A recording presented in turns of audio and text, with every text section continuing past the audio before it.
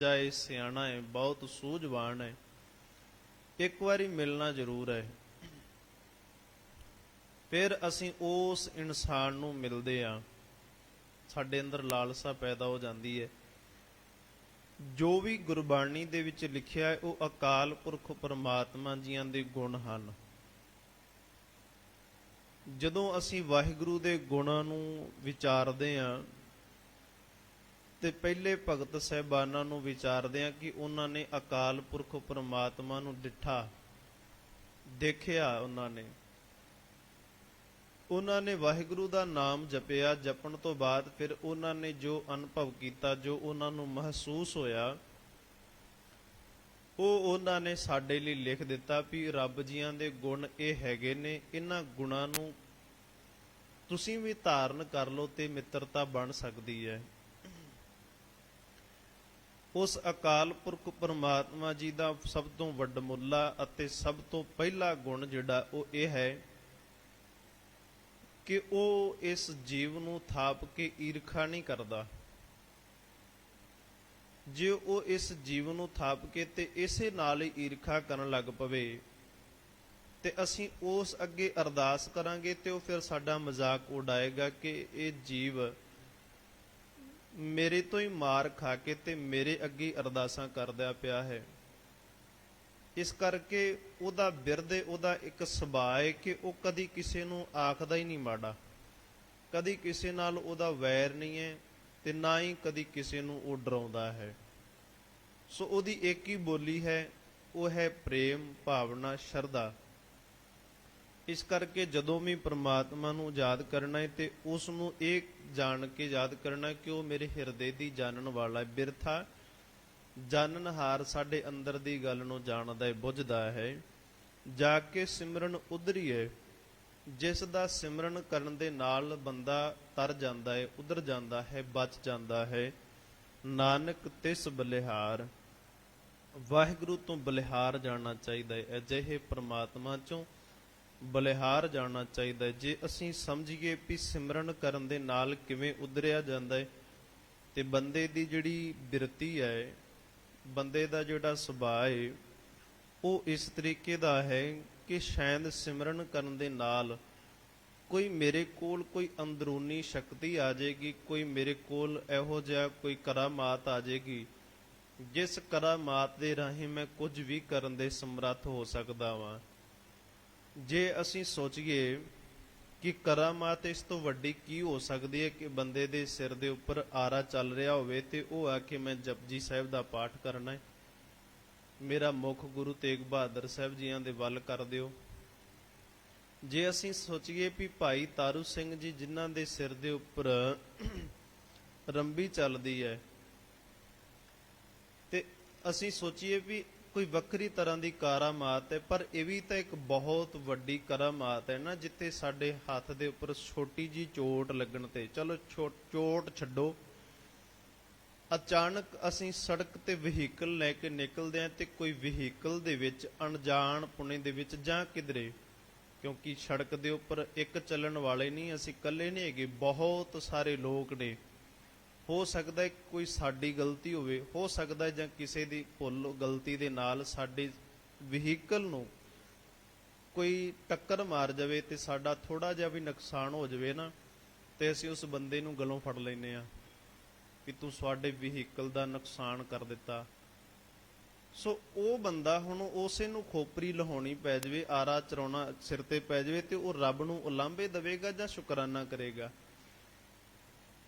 ਇਸ ਤਰੀਕੇ ਦੇ ਨਾਲ ਜਦੋਂ ਵੀ ਅਕਾਲ ਪੁਰਖ ਪਰਮਾਤਮਾ ਨੂੰ ਜਿਨ੍ਹਾਂ ਨੇ ਪ੍ਰਾਪਤ ਕੀਤਾ, ਇਸ ਤੋਂ ਵੱਡੀ ਕਰਾਮਾਤ ਕੀ ਹੋ ਸਕਦੀ ਹੈ ਕਿ ਬੰਦੇ ਦੇ ਸਿਰ ਦੇ ਉੱਪਰ ਆਰਾ ਚੱਲ ਰਿਹਾ ਹੋਵੇ, ਰੂਹ ਦੇ ਵਿੱਚ ਲਪੇਟ ਕੇ ਉਹਨਾਂ ਨੂੰ, ਸਰੀਰ ਨੂੰ ਅੱਗ ਲਾ ਦਿੱਤੀ ਜਾਂਦੀ ਹੋਵੇ।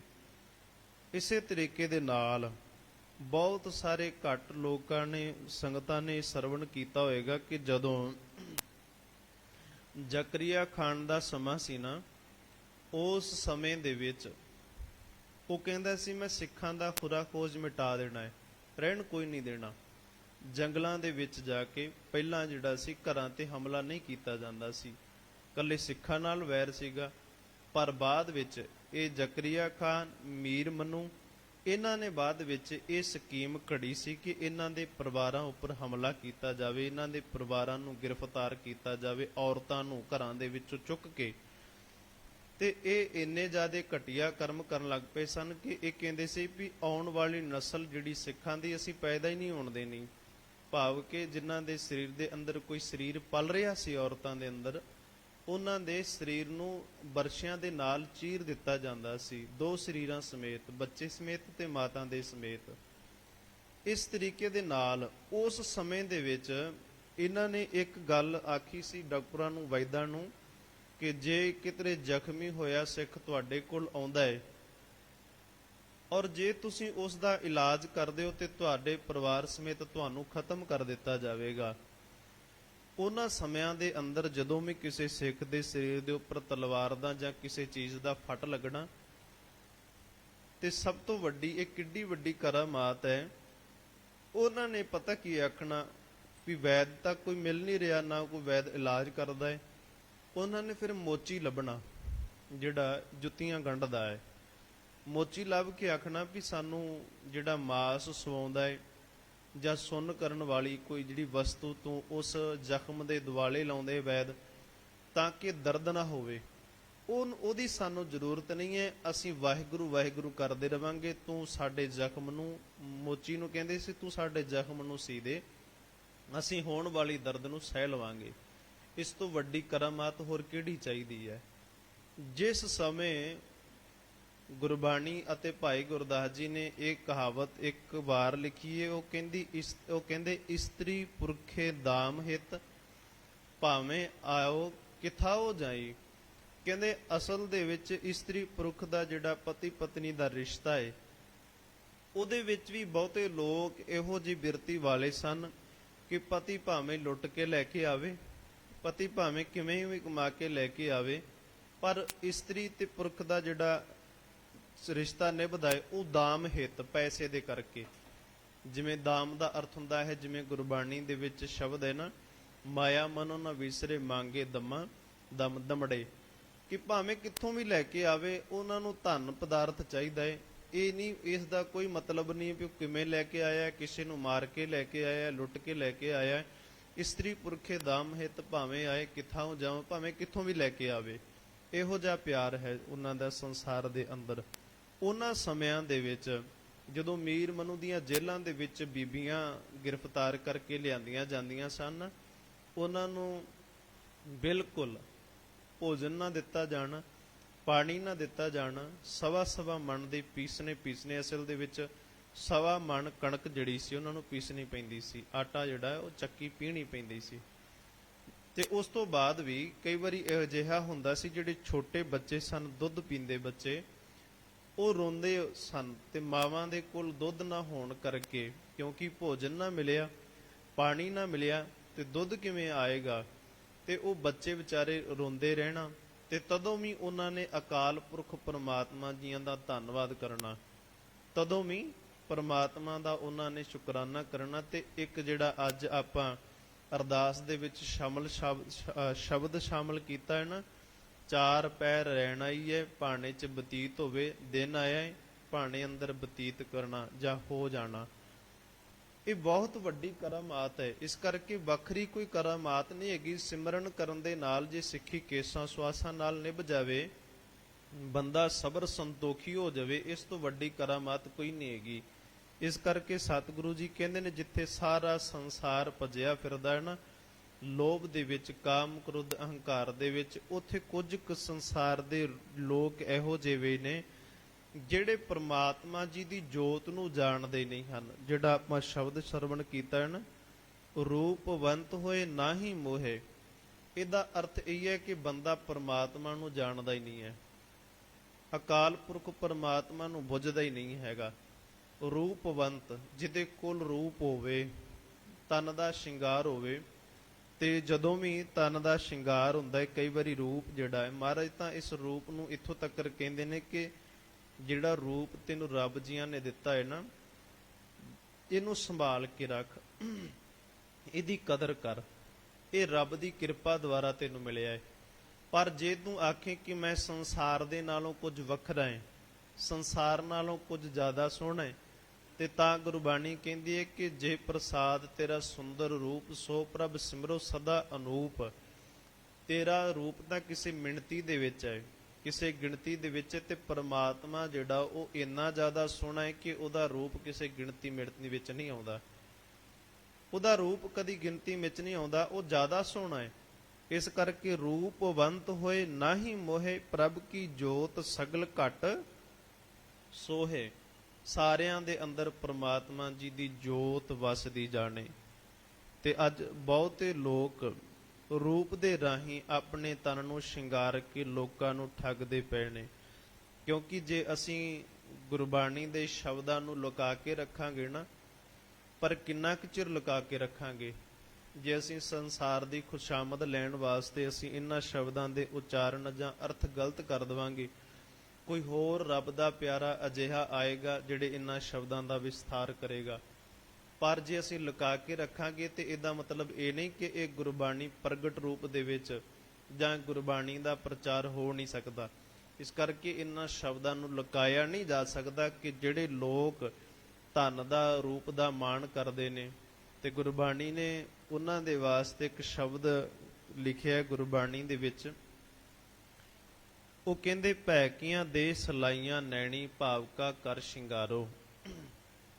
ਜੇ ਤੈਨੂੰ ਲੱਗਦਾ ਹੈ ਨਾ ਵੀ ਮੈਂ ਰੂਪ ਸੋਹਣਾ ਹੈ, ਪਰ ਰੂਪ ਸੋਹਣੇ ਦੇ ਨਾਲ ਸੰਸਾਰ ਨੂੰ ਜ਼ਰੂਰ ਠੱਗਿਆ ਜਾ ਸਕਦਾ ਹੈ। ਇੱਕ ਨਹੀਂ ਠੱਗਿਆ ਜਾਵੇਗਾ, ਕੋਈ ਤਾਂ ਹੋਵੇਗਾ ਨਾ ਜਿਹੜਾ ਠੱਗਿਆ ਜਾ ਸਕਦਾ ਹੈ। ਕਿੰਨੇ ਕੁ ਬਚ ਜਾਣਗੇ।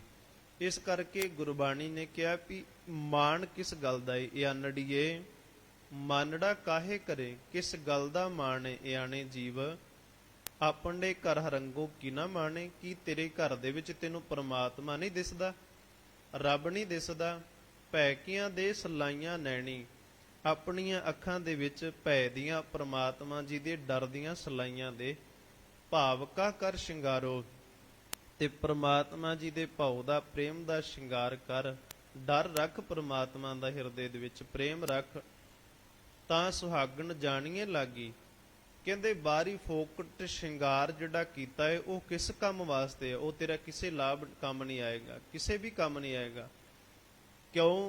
ਜੇ ਇੱਕ ਸਿਆਣੀ ਇਸਤਰੀ ਆਪਣੇ ਤਨ ਉੱਪਰ ਸ਼ਿੰਗਾਰ ਕਰੇ ਪਰ ਉਹਦਾ ਪਤੀ ਉਸ ਨਾਲ ਬੋਲ ਨਾ ਬੋਲੇ, ਉਸ ਨਾਲ ਗੱਲ ਨਾ ਕਰੇ, ਘਰ ਦੇ ਵਿੱਚ ਉਸ ਨਾਲ ਬੋਲਦਾ ਨਾ ਹੋਵੇ, ਉਹਦੇ ਨਾਲ ਰਿਸ਼ਤਾ ਨਾ ਰੱਖੇ, ਤੇ ਉਹਨੂੰ ਸੁਹਾਗਣ ਕਿਵੇਂ ਆਖਿਆ ਜਾ ਸਕਦਾ ਹੈ?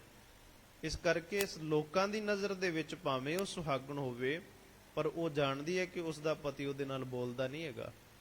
ਸੋ ਇਸ ਕਰਕੇ ਬਾਹਰੀ ਤੌਰ ਦਾ ਜਿਹੜਾ ਸ਼ਿੰਗਾਰ ਹੈ ਉਹ ਅਸੀਂ ਅਕਾਲ ਪੁਰਖ ਪਰਮਾਤਮਾ ਨੂੰ ਚਾਹੁੰਦੇ ਹਾਂ ਵੀ ਉਸ ਬਾਹਰੀ ਤੌਰ ਦੇ ਸ਼ਿੰਗਾਰ ਦੇ ਨਾਲ ਸਾਨੂੰ ਲੱਭ ਜਾਵੇ, ਪਰਮਾਤਮਾ ਸਾਨੂੰ ਮਿਲ ਜਾਵੇ।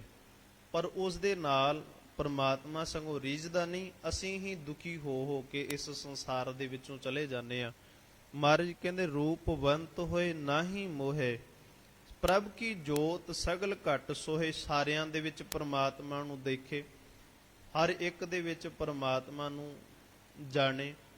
ਅਸਲ ਦੇ ਵਿੱਚ ਦੋ ਢਾਡੀ ਸਨ ਗੁਰੂ ਹਰਗੋਬਿੰਦ ਸਾਹਿਬ ਜੀਆਂ ਦੇ ਵੇਲੇ। ਜੇ ਅਸੀਂ ਆਖੀਏ ਵੀ ਅਸੀਂ ਬਚਾਈਏ ਕਿਵੇਂ ਆਪਣੇ ਆਪ ਨੂੰ, ਜਾਂ ਸਾਡਾ ਰੂਪ ਸੁੰਦਰ ਹੈ, ਅਸੀਂ ਕਿਸੇ ਨੂੰ ਮੋਹਿਤ ਕਰ ਲੈਂਦੇ ਹਾਂ, ਸਾਡੇ ਤੋਂ ਬਚਾਇਆ ਨਹੀਂ ਜਾ ਸਕਦਾ। ਜੇ ਸਾਡਾ ਰੂਪ ਸੁੰਦਰ ਨਹੀਂ ਹੈਗਾ, ਕੋਈ ਦੂਜਾ ਸੁੰਦਰ ਰੂਪ ਵਾਲਾ ਸਾਨੂੰ ਆਪਣੇ ਵੱਲ ਆਕਰਸ਼ਿਤ ਕਰਦਾ, ਅਸੀਂ ਕਿਵੇਂ ਬਚੀਏ? ਉਹਨਾਂ ਦੇ ਵਾਸਤੇ ਇੱਕ ਬੜੀ ਸੋਹਣੀ ਉਦਾਹਰਣ ਹੈ। ਜਹਾਂਗੀਰ ਬਾਦਸ਼ਾਹ ਦਾ ਇੱਕ ਅਹਿਲਕਾਰ ਸੀ ਜਿਹਦਾ ਨਾਂ ਸੀ ਅਜ਼ਮਨ ਖਾਨ। ਉਸ ਦੀ ਘਰ ਵਾਲੀ ਦਾ ਨਾਂ ਸੀ ਨੂਰ ਜਹਾਂ। ਤੇ ਨੂਰ ਜਹਾਂ ਜਿਹੜੀ ਸੀ, ਕਈ ਵਾਰੀ ਜਹਾਂਗੀਰ ਬਾਦਸ਼ਾਹ ਦੇ, ਅਕਬਰ ਬਾਦਸ਼ਾਹ ਦੇ ਮਹਿਲ ਵਿੱਚ ਜਾਇਆ ਕਰਨਾ, ਤੇ ਜਹਾਂਗੀਰ ਬਾਦਸ਼ਾਹ ਜਿਹੜਾ ਸੀਗਾ ਉਹਦੇ ਜਿਹੜੀ ਅੱਖ ਸੀ ਉਹਦੇ ਵਿੱਚ ਮੈਲ ਸੀਗੀ, ਮਲੀਨਤਾ ਜਿਹਨੂੰ ਕਹਿ ਸਕਦੇ ਆ। ਪਰ ਇਹਦਾ ਵਿਆਹ ਕਿਤਰੇ ਹੋਣ ਕਾਰਨ ਕਰਕੇ ਇਸ ਜਹਾਂਗੀਰ ਬਾਦਸ਼ਾਹ ਨੇ ਕੀ ਕੀਤਾ, ਉਸ ਦੇ ਪਤੀ ਨੂੰ ਖਤਮ ਕਰ ਦਿੱਤਾ ਤੇ ਇਸ ਨੂਰ ਜਹਾਂ ਦੇ ਨਾਲ ਆਪਣਾ ਵਿਆਹ ਕਰਾਇਆ। ਨਿਕਾਹ ਕਰਾਉਣ ਤੋਂ ਬਾਅਦ ਇੱਕ ਦਿਨ ਗੁਰੂ ਹਰਗੋਬਿੰਦ ਸਾਹਿਬ ਜੀਆਂ ਦੇ ਦਰਬਾਰ ਦੇ ਵਿੱਚ ਇਹ ਦੋਵੇਂ ਜੀ ਆਉਂਦੇ ਨੇ, ਜਹਾਂਗੀਰ ਤੇ ਨੂਰ ਜਹਾਂ।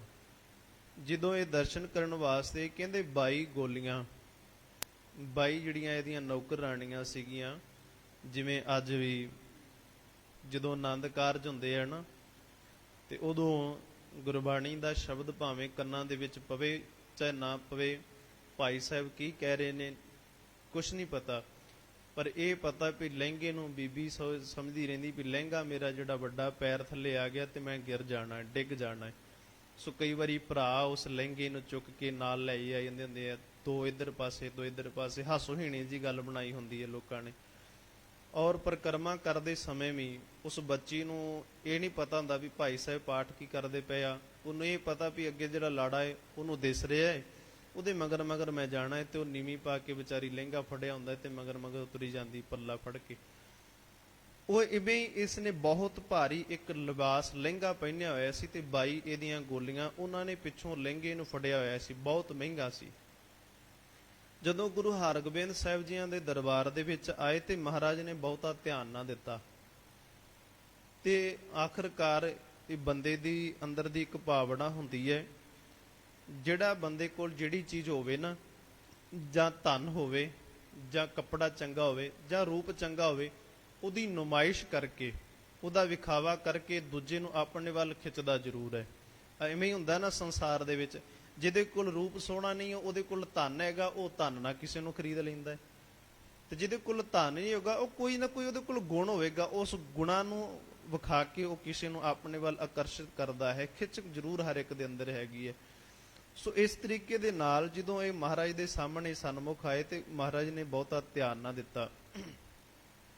ਉਸ ਸਮੇਂ ਆਖਰਕਾਰ ਫਿਰ ਇਹਦਾ ਦਿਲ ਜਿਹੜਾ ਸੀ ਬੋਲ ਅੰਦਰ ਰੋਕ ਨਾ ਸਕੇ, ਪੁੱਛ ਹੀ ਲਿਆ ਕਿ ਮਹਾਰਾਜ ਭਰ ਜਵਾਨੀ ਦੇ ਵਿੱਚੋਂ ਤੁਹਾਨੂੰ ਕਦੀ ਕਾਮ ਵਾਸਨਾ ਨਹੀਂ ਸਰੀਰ ਦੇ ਵਿੱਚ ਆਉਂਦੀ? ਮਹਾਰਾਜ ਗੁਰੂ ਹਰਗੋਬਿੰਦ ਸਾਹਿਬ ਜੀਆਂ ਨੂੰ ਸਵਾਲ ਕੀਤਾ ਨੌਜਵਾਨ ਅਵਸਥਾ ਦੇ ਵਿੱਚ, ਜਦੋਂ ਕਿ ਇਹ ਗੁਰੂ ਹਰਗੋਬਿੰਦ ਸਾਹਿਬ ਜੀਆਂ ਤੋਂ ਕੁਝ ਕੁ ਸਾਲ 2-3 ਸਾਲ ਵੱਡੀ ਹੈਗੀ ਹੈ।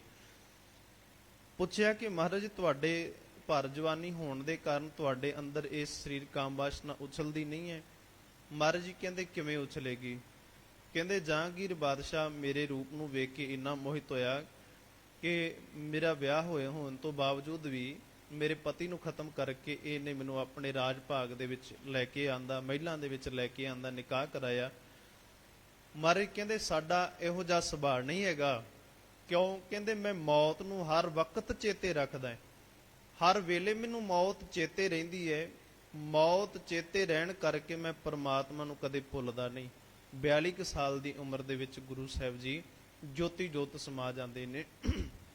ਕਹਿੰਦੇ ਮੈਂ ਅਕਾਲ ਪੁਰਖ ਪਰਮਾਤਮਾ ਨੂੰ ਫਿਰ ਭੁੱਲਦਾ ਨਹੀਂ। ਕਿਉਂ? ਮੈਨੂੰ ਪਤਾ ਹੈ ਕਿ ਮੌਤ ਜਿਹੜੀ ਹੈ ਉਹ ਪੱਕੀ ਹੈ, ਉਹ ਕਦੋਂ ਵੀ ਆ ਜਾ ਸਕਦੀ ਹੈ, ਸਰੀਰ ਕਦੋਂ ਵੀ ਖਤਮ ਹੋ ਸਕਦਾ। ਇਸ ਕਰਕੇ ਪਰਮਾਤਮਾ ਨੂੰ ਮੈਂ ਭੁੱਲਦਾ ਨਹੀਂ ਤੇ ਪਰਮਾਤਮਾ ਨੂੰ ਸਿਮਰਨ ਦੇ ਨਾਲ ਮੇਰੇ ਅੰਦਰ ਕਦੀ ਵਿਕਾਰ ਨਹੀਂ ਆਉਂਦਾ। ਕਿੰਨੀ ਵੱਡੀ ਗੱਲ ਕਹਿ ਦਿੱਤੀ ਹੈ ਨਾ।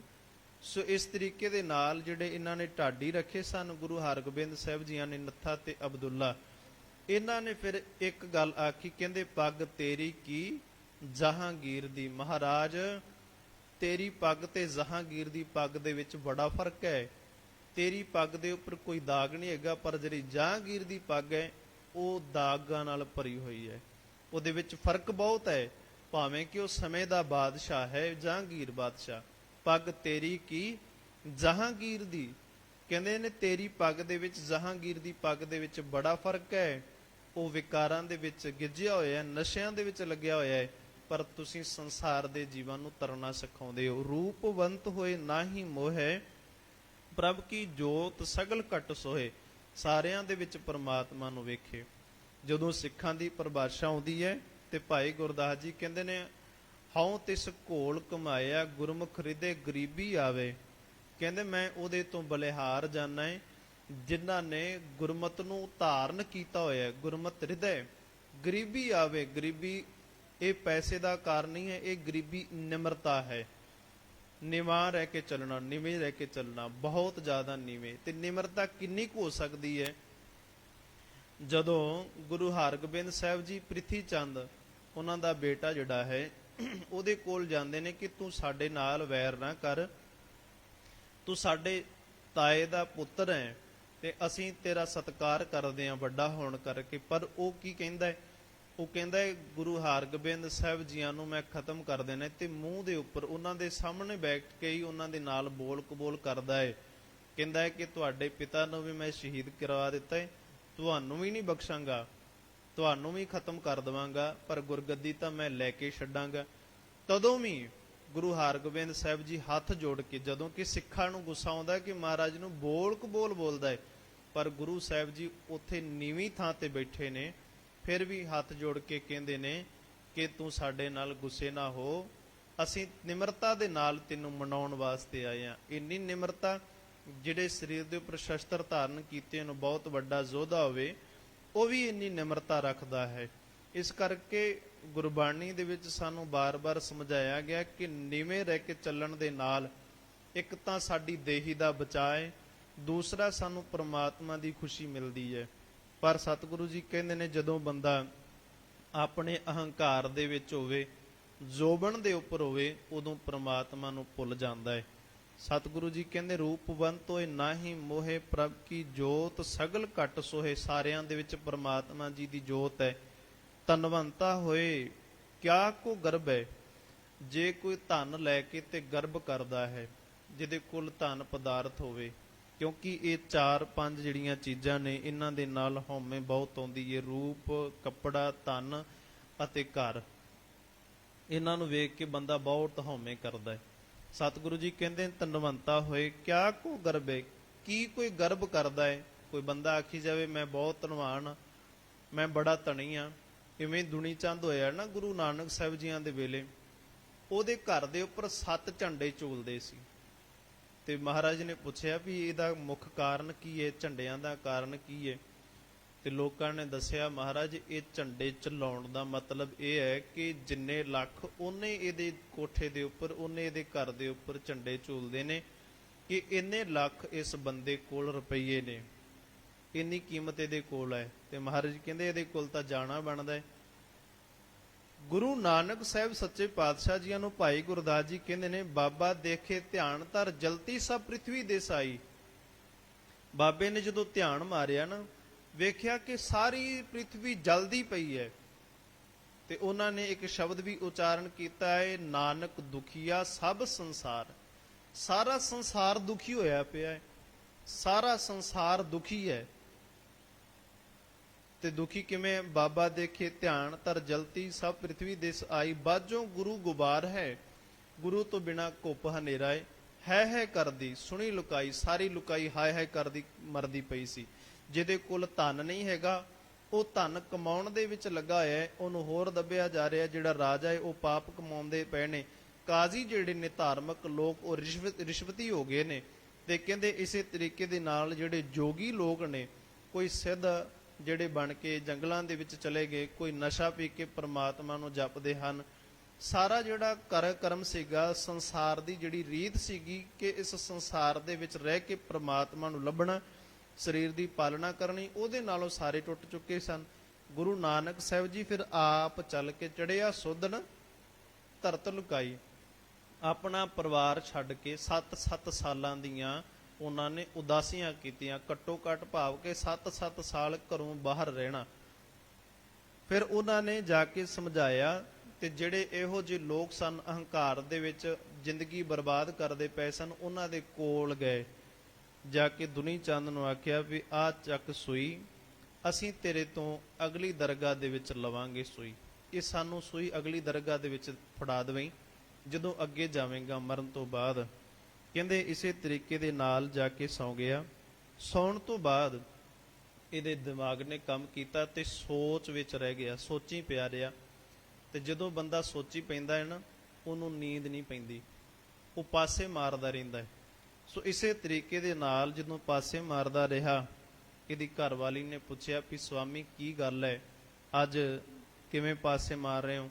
ਕਹਿੰਦੇ ਜੀ ਕਾਰਨ ਇੱਕ ਹੈ ਵੀ ਆਪਣੇ ਘਰ ਕੋਈ ਰੱਬ ਦਾ ਪਿਆਰਾ ਮੁਰਸ਼ਦ ਆਇਆ ਸੀ, ਗੁਰੂ ਨਾਨਕ ਸਾਹਿਬ ਜੀ। ਉਹਨਾਂ ਨੇ ਮੈਨੂੰ ਇੱਕ ਸੂਈ ਹੱਥ ਵਿੱਚ ਫੜਾਈ ਤੇ ਕਹਿੰਦੇ ਵੀ ਅਸੀਂ ਦਰਗਾਹ ਤੋਂ ਅੱਗੇ ਤੇਰੇ ਤੋਂ ਇਹ ਪ੍ਰਾਪਤ ਕਰਾਂਗੇ, ਤੇਰੇ ਤੋਂ ਇਹ ਲੈ ਲਵਾਂਗੇ। ਤੋ ਕਹਿੰਦੀ ਵੀ ਇਹ ਕਿਵੇਂ ਹੋ ਸਕਦਾ ਹੈ? ਸੂਈ ਤਾਂ ਇਹ ਸੰਸਾਰ ਦਾ ਕਾਰਜ ਕਰਨ ਵਾਲੀ ਹੈ ਨਾ, ਦਰਗਾਹ ਦੇ ਵਿੱਚ ਤਾਂ ਇਹ ਜਾਏਗੀ ਨਹੀਂ, ਕਿਉਂਕਿ ਸੂਈ ਜਿਹੜੀ ਵੀ ਚੀਜ਼ ਦਿਸਣ ਵਾਲੀ ਹੈ ਉਸ ਦੀ ਸਰੀਰ ਦੇ ਨਾਲ ਸੰਬੰਧ ਹੈ ਉਹਦਾ। ਕੋਈ ਵੀ ਚੀਜ਼ ਹੋਵੇ ਦਿਸ ਰਹੀ ਹੈ ਜਿਹੜੀ, ਉਹਦਾ ਸੰਬੰਧ ਸਰੀਰ ਨਾਲ ਹੈ, ਜਿਹੜੀ ਚੀਜ਼ ਸਾਨੂੰ ਵਸਤੂ ਦਿਸ ਰਹੀ ਹੈ। ਤੇ ਕਹਿੰਦੇ ਇਹ ਤਾਂ ਦਿਸਣ ਵਾਲੀ ਚੀਜ਼ ਹੈ, ਦ੍ਰਿਸ਼ਟਮਾਨ ਹੈ, ਤੇ ਦਰਗਾਹ ਦੇ ਵਿੱਚ ਕਿਵੇਂ ਜਾਏਗੀ। ਇਸ ਕਰਕੇ ਫਿਰ ਗੁਰੂ ਨਾਨਕ ਸਾਹਿਬ ਜੀਆਂ ਦੇ ਕੋਲ ਜਾ ਕੇ ਕਹਿੰਦਾ ਮਹਾਰਾਜ ਆਹ ਸੂਈ ਆਪਣੀ ਰੱਖੋ, ਮੈਂ ਦਰਗਾਹ ਦੇ ਵਿੱਚ ਤਾਂ ਇਹ ਸੂਈ ਜਾਣੀ ਨਹੀਂ ਆ। ਤੇ ਮਹਾਰਾਜ ਕਹਿੰਦੇ ਵਿਦੁਣੀ ਚੰਦ ਜਿਹੜੇ ਤੇਰੇ ਘਰ ਦੇ ਉੱਪਰ ਆ 7 ਝੰਡੇ ਝੁਲਾ ਕੇ ਰੱਖੇ ਨੇ, ਦਰਗਾਹ ਦੇ ਵਿੱਚ ਤਾਂ ਇਹ ਵੀ ਨਹੀਂ ਜਾਣੇ, ਇਹ ਵੀ ਤਾਂ ਇੱਥੇ ਰਹਿ ਜਾਣੇ ਆ ਨਾ। ਧਨਵੰਤਾ ਹੋਏ ਕਿਆ ਕੋ ਗਰਭ ਹੈ, ਜੇ ਤੂੰ ਧਨਵੰਤਾ ਹੋ ਕੇ ਗਰਭ ਕਰਦਾ ਪਿਆ ਹੈ, ਹਉਮੈ ਕਰਦਾ ਪਿਆ ਕਿ ਮੇਰੇ ਕੋਲ ਬਹੁਤ ਧਨ ਹੈ, ਤੇ ਸਤਿਗੁਰੂ ਜੀ ਕਹਿੰਦੇ ਨੇ ਜਾਂ ਸਭ ਕੁਛ ਤਿਸਕਾ ਦੀਆ ਦਰਬ ਹੈ। ਇਹ ਦਿੱਤਾ ਕਿਹਦਾ ਹੋਇਆ ਹੈ? ਪਰਮਾਤਮਾ ਜੀ ਦਾ ਦਿੱਤਾ ਹੋਇਆ ਨਾ। ਜਾਂ ਸਭ ਕੁਛ ਤਿਸਕਾ ਦੀਆ ਦਰਬ ਹੈ, ਸਾਰਾ ਕੁਛ ਉਸੇ ਪਰਮਾਤਮਾ ਜੀ ਦਾ ਦਿੱਤਾ ਹੋਇਆ ਹੈ, ਉਸੇ ਅਕਾਲ ਪੁਰਖ ਪਰਮਾਤਮਾ ਦਾ ਦਿੱਤਾ ਹੈ। ਤੇ ਜੇ ਦੇਨਹਾਰ ਪਰਮਾਤਮਾ, ਜਿਵੇਂ ਕਹਿੰਦੇ ਨੇ ਨਾ ਏਕ ਪੀ ਨਾ ਦੇ 10 ਪੀ ਹਿਰਲੇ, ਇੱਕ ਵੀ ਵਸਤੂ ਤੈਨੂੰ ਨਾ ਦੇਵੇ, ਤੇਰੇ ਕੋਲ ਪਈਆਂ ਵਸਤੂਆਂ ਵੀ ਖੋਲਵੇ, ਤੋ ਮੂੜਾ ਕਹੋ ਕਾਂ ਕਰੇ ਮੂਰਖ ਬੰਦਿਆ। ਤੂੰ ਪਰਮਾਤਮਾ ਨੂੰ ਫਿਰ ਮੁਕਾਬਲਾ ਕਰ ਸਕਦਾ ਹੈ? ਤੂੰ ਪਰਮਾਤਮਾ ਨੂੰ ਕੀ ਆਖੇਂਗਾ ਫਿਰ ਜਾ ਕੇ ਵੀ ਹੇ ਪਰਮਾਤਮਾ ਤੂੰ ਮੇਰਾ ਧਨ ਖੋਲਿਆ, ਜਾਂ ਉਹਨੂੰ ਸ਼ਸਤਰ ਨਾਲ ਕੱਟੇਗਾ, ਉਹਨੂੰ ਧੋਖੇ ਨਾਲ ਛਲੇਗਾ, ਜੋ ਅਸੀਂ ਸੰਸਾਰ ਦੇ ਵਿੱਚ ਕਰਦੇ ਹਾਂ। ਕਿਉਂਕਿ ਉਹ ਪਰਮਾਤਮਾ ਛਲਿਆ ਨਹੀਂ ਜਾ ਸਕਦਾ, ਅਛਲ ਹੈ, ਉਹਨੂੰ ਧੋਖਾ ਨਹੀਂ ਦਿੱਤਾ ਜਾ ਸਕਦਾ, ਉਹਨੂੰ ਸ਼ਸਤਰ ਨਾਲ ਛੇਕਿਆ ਨਹੀਂ ਜਾ ਸਕਦਾ, ਅਛੇਦ ਹੈ। ਤੇ ਉਹਨੂੰ ਫਿਰ ਕਿਵੇਂ ਪਕੜੇਗਾ ਪਰਮਾਤਮਾ ਜੀ ਨੂੰ। ਇਸ ਕਰਕੇ ਪਹਿਲਾਂ ਹੀ ਸਮਝ ਕੇ ਇਹ ਦਿੱਤੀਆਂ ਹੋਈਆਂ ਦਾਤਾਂ ਪਰਮਾਤਮਾ ਜੀ ਦੀਆਂ ਹਨ। ਜਾਂ ਸਭ ਕਿਸ ਤਿਸਕਾ ਦੀਆ ਦਰਬੈ ਅਤ ਸੂਰਾ ਜੇ ਕੋ ਕਹਾਵੇ। ਕਹਿੰਦੇ ਹੁਣ ਜੇ ਬੰਦਾ ਆਪਣੀ ਤਾਕਤ ਦੀ ਨੁਮਾਇਸ਼ ਬੜੀ ਕਰਦਾ ਹੈ, ਪਰ ਗੁਰੂ ਨਾਨਕ ਸਾਹਿਬ ਜੀ ਕਹਿੰਦੇ ਨੇ ਕਈਆਂ ਨੇ ਨਾ ਇਸੇ ਤਾਕਤ ਨੂੰ ਵੇਖ ਕੇ ਰੱਬ ਨੂੰ ਸਿਮਰ ਲਿਆ। ਇਵੇਂ ਹੋ ਸਕਦਾ ਹੈ ਜੀ ਕਦੀ? ਕਿਉਂਕਿ ਤਾਕਤ ਵੀ ਇੱਕ ਗੁਣ ਹੈ, ਪਰਮਾਤਮਾ ਨੇ ਰੂਪ ਦੇਣਾ ਇਹ ਵੀ ਇੱਕ ਗੁਣ ਹੈ, ਪਰਮਾਤਮਾ ਜੀਆਂ ਨੇ ਧਨ ਦਿੱਤਾ ਇਹ ਵੀ ਇੱਕ ਗੁਣ ਹੈ, ਤੇ ਪਰਮਾਤਮਾ ਜੀ ਨੇ ਸਾਨੂੰ ਸਰੀਰਕ ਤਾਕਤ ਦਿੱਤੀ ਇਹ ਵੀ ਇੱਕ ਪਰਮਾਤਮਾ ਜੀ ਦੇ ਵੱਲੋਂ ਬਖਸ਼ਿਸ਼ ਕੀਤਾ ਹੋਇਆ ਗੁਣ ਹੈ। ਗਾਵੇ ਕੋ ਤਾਣ ਹੋਵੇ ਕਿਸੇ ਤਾਣ। ਕਹਿੰਦੇ ਕੋਈ ਰੱਬ ਜੀਆਂ ਨੂੰ ਇਸ ਤਰੀਕੇ ਨਾਲ ਗਾਉਂਦਾ ਹੈ ਕਿ ਮਹਾਰਾਜ ਮੈਨੂੰ ਤੂੰ ਤਾਣ ਤੋਂ ਭਾਵ ਹੁੰਦਾ ਹੈ ਬਲ ਦਿੱਤਾ ਹੈ, ਤਾਕਤ ਦਿੱਤੀ ਹੈ। ਗਾਵੇ ਕੋ ਦਾਤ ਜਾਣੇ ਨਿਸ਼ਾਨ।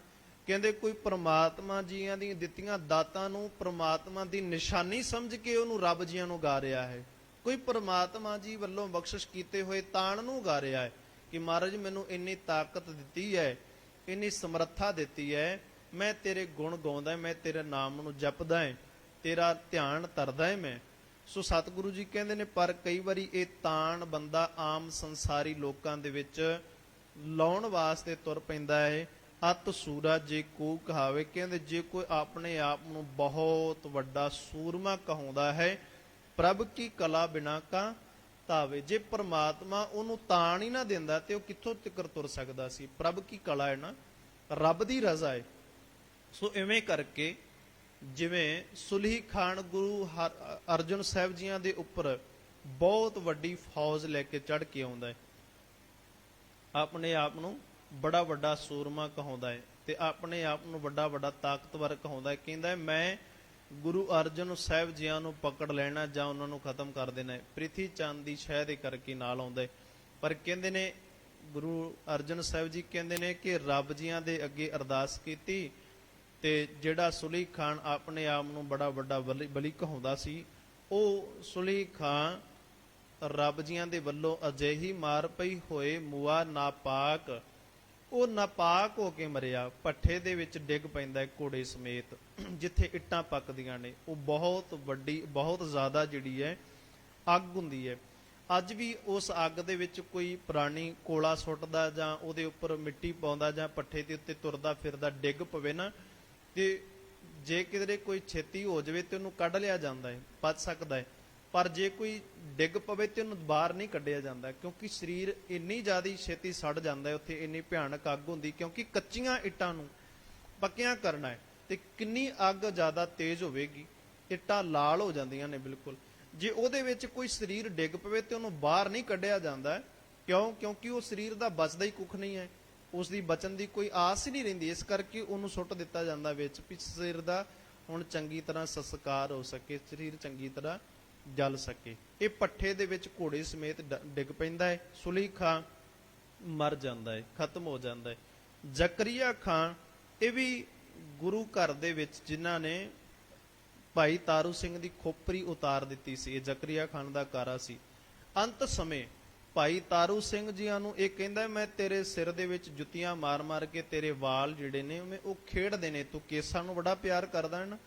ਤੇ ਭਾਈ ਤਾਰੂ ਸਿੰਘ ਜੀ ਕਹਿੰਦੇ ਇਹ ਤਾਂ ਸਮਾਂ ਹੀ ਦੱਸੇਗਾ, ਔਰ ਸਮਾਂ ਬੜਾ ਬਲਵਾਨ ਹੁੰਦਾ ਜੇ। ਇਹਦੀਆਂ ਸੂਈਆਂ ਜਿਹੜੀਆਂ ਨੇ ਨਾ, ਇਹਨਾਂ ਨੂੰ ਐਵੇਂ ਨਹੀਂ ਜਾਣਨਾ ਚਾਹੀਦਾ ਵੀ ਇਹ ਘੁੰਮਦੀਆਂ ਐਵੇਂ ਹੀ ਪਈਆਂ ਨੇ।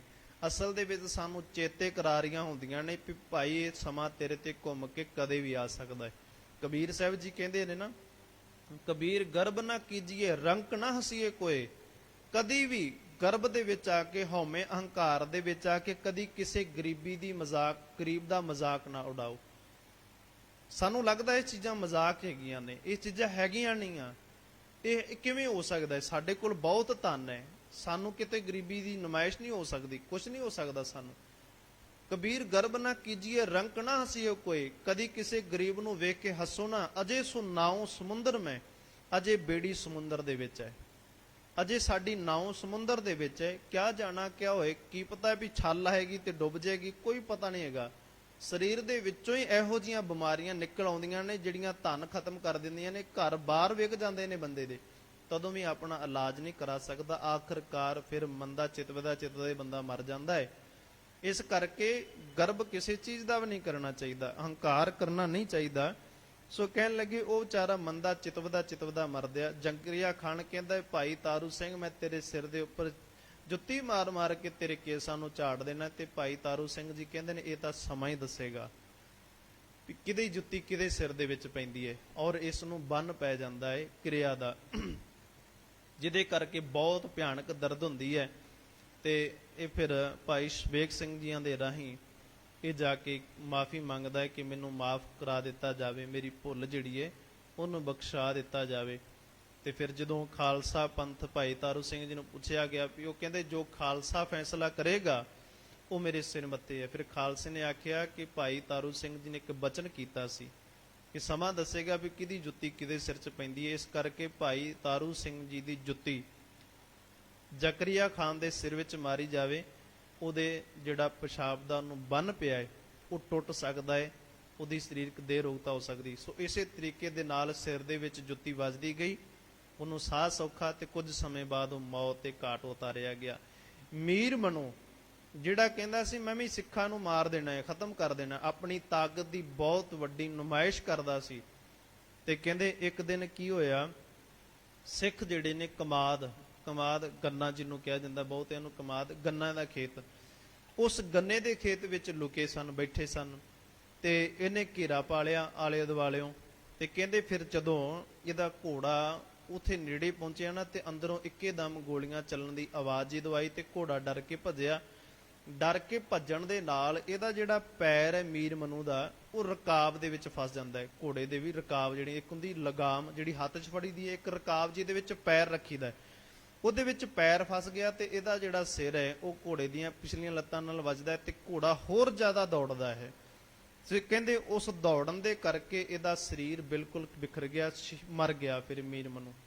ਤੋ ਇਸ ਕਰਕੇ ਕਹਿੰਦੇ ਨੇ ਜੇ ਕੋਈ ਬੰਦਾ ਆਪਣੇ ਆਪ ਨੂੰ ਸੂਰਾ ਕਹਾਉਂਦਾ ਹੈ, ਮੈਂ ਬਹੁਤ ਵੱਡਾ ਸੂਰਮਾ ਹਾਂ, ਬਹੁਤ ਵੱਡਾ ਸੂਰਮਾ ਹੈ, ਪਰ ਕਹਿੰਦੇ ਨੇ ਪ੍ਰਭ ਕੀ ਕਲਾ ਬਿਨਾ ਕਾ ਧਾਵੇ। ਜਦੋਂ ਪਰਮਾਤਮਾ ਨੇ ਸਮਾਂ ਉਹਦਾ ਨਿਸ਼ਚਿਤ ਕਰ ਦਿੱਤਾ, ਉਹਦੀ ਉਹ ਤਾਕਤ, ਉਹਦੀ ਉਹ ਤਾਣ, ਉਹ ਜ਼ੋਰ, ਸਾਰਾ ਕੁਝ ਇੱਥੇ ਰਹਿ ਜਾਣਾ, ਕਿਉਂਕਿ ਰੱਬ ਵੱਲੋਂ ਬਖਸ਼ਿਸ਼ ਕੀਤਾ ਹੋਇਆ ਹੈ।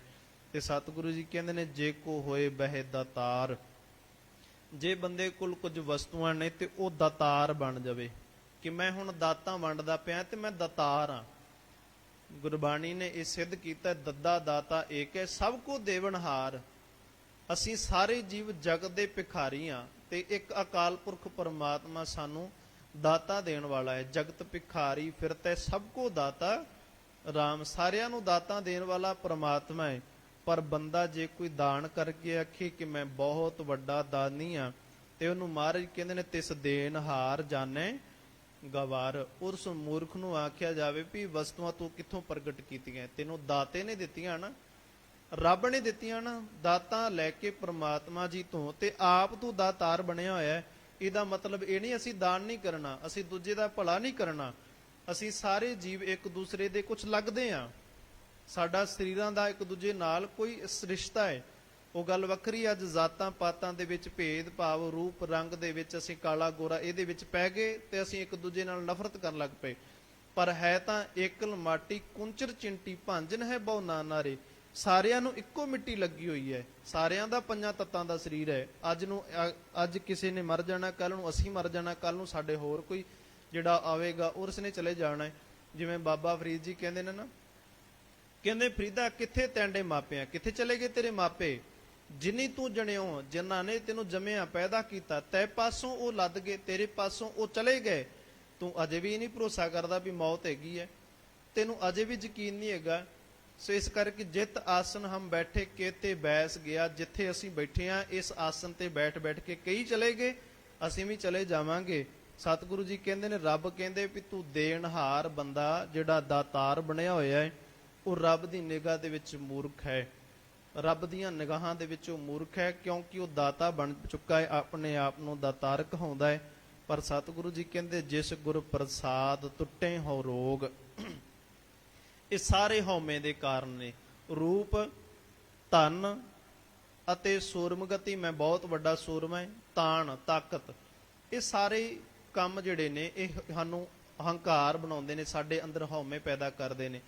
ਤੇ ਜੇ ਕੋਈ ਮਹਾਰਾਜ ਦੇ ਆਖੇ ਬਾਬਾ ਜੀ ਮੈਂ ਬਚ ਨਹੀਂ ਸਕਦਾ, ਮੈਂ ਇਹਨਾਂ ਤੋਂ ਬਚ ਨਹੀਂ ਸਕਦਾ, ਮਹਾਰਾਜ ਕਹਿੰਦੇ ਨੇ ਜਿਸ ਗੁਰ ਪ੍ਰਸਾਦ, ਜਿਹਦੇ ਉੱਪਰ ਗੁਰੂ ਦੀ ਕਿਰਪਾ ਹੋ ਜਾਵੇ ਉਹ ਬਚ ਸਕਦਾ ਹੈ।